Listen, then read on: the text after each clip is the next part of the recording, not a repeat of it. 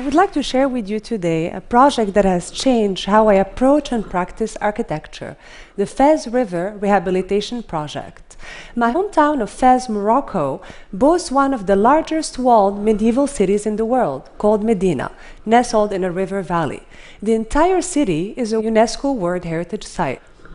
Since the 1950s, as the population of the Medina grew, basic urban infrastructure, such as green open spaces and sewage, quickly changed and got highly stressed.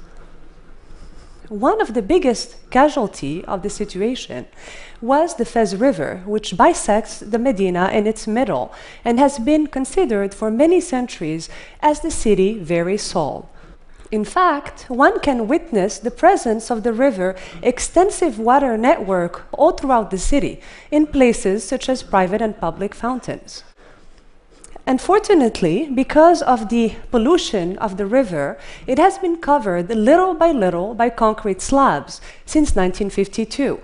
This process of erasure was coupled with the destruction of many houses along the river banks to be able to make machineries enter the narrow pedestrian network of the Medina. Those urban voids quickly became illegal parking or trash yards. Actually, the state of the river before entering the Medina is pretty healthy. Then, pollution takes its toll, mainly due to untreated sewage and chemical dumping from crafts such as tanning. At some point, I couldn't bear the desecration of the river, such an important part of my city, and I decided to take action, especially after I heard that the city received the grant to divert sewage water and to treat it. With clean water, suddenly the uncovering of the river became possible. And with luck, and actually a lot of pushing, my partner Takako Tajima and I were commissioned by the city to work with a team of engineers to uncover the river. However, we were sneaky and we proposed more to convert riverbanks into pedestrian pathways, and then to connect these pathways back to the city fabric. And finally, to convert the urban voids along the riverbanks into public spaces that are lacking in the Medina of Fez. I will show you briefly now two of these public spaces. The first one is the Recife Plaza, which sits actually right on top of the river, which you can see here in dotted lines. This plaza used to be a chaotic transportation hub that actually compromised the urban integrity of the Medina that has the larger pedestrian network in the world.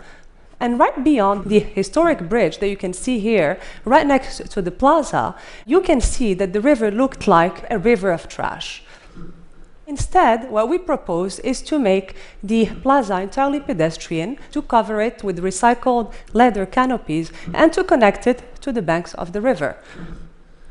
The second site of intervention is also an urban void along the river banks, and it used to be an illegal parking, and we propose to transform it into the first playground in the Medina.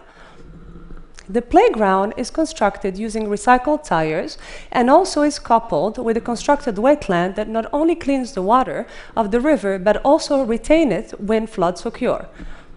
As the project progressed and received several design awards, new stakeholders intervened and changed the project goals and design. The only way for us to be able to bring the main goals of the project ahead was for us to do something very unusual that usually architects don't do, was for us to take our design ego and our sense of authorship and put it in the back seat and to focus mainly on being activists and on trying to coalesce all of the agendas of stakeholders and focus on the main goals of the project, that is to uncover the river, treat its water, and provide public spaces for all.